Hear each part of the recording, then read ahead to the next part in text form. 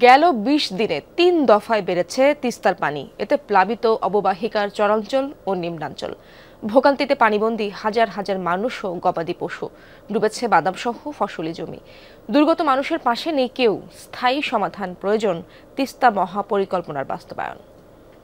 Shea butter, aloe vera ও vitamin E সমৃদ্ধ lily beauty soap. উজানের ঢলে তৃতীয়বারের মতো বেড়েছে তিস্তার পানি। লালমনিরহাটের ডালিয়া ব্যারেজের ৪৪টি জলকপাট খুলে চাপ সামলানোর চেষ্টা ভাটির দেশ বাংলাদেশের। ডালিয়া ব্যারেজ থেকে এরই মধ্যে তলিয়েছে লালমনিরহাট, নীলফামারী, রংপুর, কুড়িগ্রাম ও গাইবান্ধার সুন্দরগঞ্জের ব্রহ্মপুত্র নদ পর্যন্ত তিস্তা অববাহিকার চরাঞ্চল ও নিম্নাঞ্চল। হাজার হাজার মানুষ পানিবন্দী, কোথাও হাঁটু, কোথাও কোমর পানি। দেখা দিয়েছে শুকনা খাবার ও বিশুদ্ধ পানির সংকট।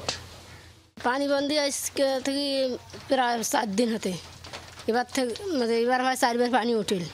মেম্বার চেয়ারম্যান কিছু সাহায্য দেয় নাই। গরু ছাগল সব আঠালের বছর আছে। চুলে টুলে শোক তলে গেছে, খাই কি দোকান যে নাস্তা না রাখবো তারপর খাওয়া রাখবি। বাংলাদেশ সরকার তো বাঁধ দিবে চাইতে বাদ দিতে তো আমাদের মনে করেছিল অবস্থা টাইট। আজ 3 বছর 4 বছর থেকে মনে করে বাদ দিতেইছে, এখনো এই পর্যন্ত হইতেছে বাদ। এই যে বর্তমানে পানি আছে এখন 6 মাস এই পানি উপরে আমরা থাকবো বা খান খোয়াক এই একবেলা ভাত দুই বেলা ভাত একবেলা কোনো ভাতে নাই। রাস্তাঘাটেও নদীর পানি, অনেক জায়গায় বিচ্ছিন্ন যাতায়াত। তলিয়ে গেছে বাদাম সহ ফসলি জমি, ভেসে গেছে পুকুরের মাছ।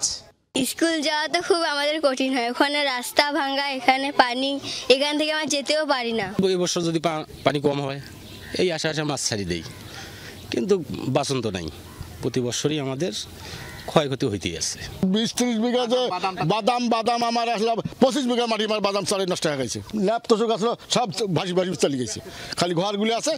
নদীর তলদেশ ভরাট হওয়ায় বৃষ্টি আর উজানের ঢলে ভোগান্তিতে পড়ে স্থানীয়রা। জনপ্রতিনিধিরাও অসহায়। স্থায়ী সমাধান প্রয়োজন বলে মনে করে উপজেলা প্রশাসন।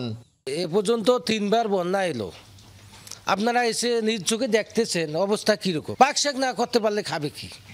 আর এরা দিন মজুরি মানুষ, একদিন কাজ না করলে পেটে ভাত যায় না। এরকম বাড়ি ঘর ছাড়ি কি কাজে যাওয়া তাদের সম্ভব? তিস্তা পাড়ের এই যে মানুষগুলো পানিবন্দী থাকে 3-4 মাস, এখানে বিভিন্ন রোগেরও প্রাদুর্ভাব ঘটনা ঘটে। আমরা চাই যে এটা স্থায়ী সমাধান হোক।